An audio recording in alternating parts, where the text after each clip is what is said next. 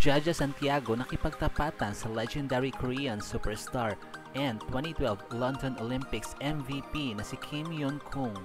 Pero bago natin pag-usapan ang lahat ng yan, please consider subscribing to my channel and hit the notification bell to be notified whenever I post a new video.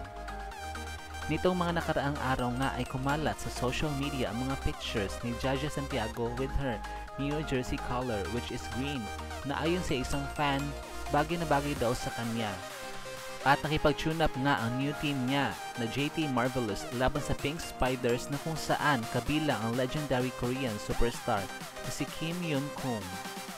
Kadalasan kapag nagkakaroon ng friendly match, hindi na inaanunsyo pa kung sino ang panalo kasi scrimmage lang naman at hindi naman talaga official game sa isang tournament. But this time, may fan na nakapagsabi na nanalo di umano ang JT Marvelous in 2-1. Kung matatandaan nating lahat, ang huling pagkaharap ng dalawang higante na ito ay noong 2017 AVC Senior Women's Volleyball Championship pa na ginanap dito sa Pilipinas, specifically in Binian, Laguna. Mahigit sa 6 na taon din sila hindi nagkalaban pero sa muli nilang pagkaharap, pinatunayan na ni Jaja Santiago na ibang level na siya ngayon at hindi basta-basta. At kahit noong mas bata pa si Jaja, nasabi na mismo ni Kim Yeon-kung na may mas igagaling pa ito sa mga darating na taon ayon sa isang interview. Masasabi nating malayo na talaga ang narating ni Jaja Santiago magmula na magkaharap sila back in 2017.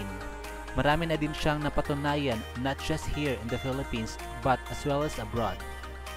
At sa isang video, nakitang lumapit pa mismo si KYK kay Jajing na tila proud na proud sa narating nito sa mundo ng volleyball.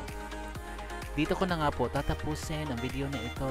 Thank you so much for watching. Huwag niyo po kalimutan mag-subscribe sa akin channel to be in the know about the latest snippets regarding Filipino volleyball players abroad. Bye!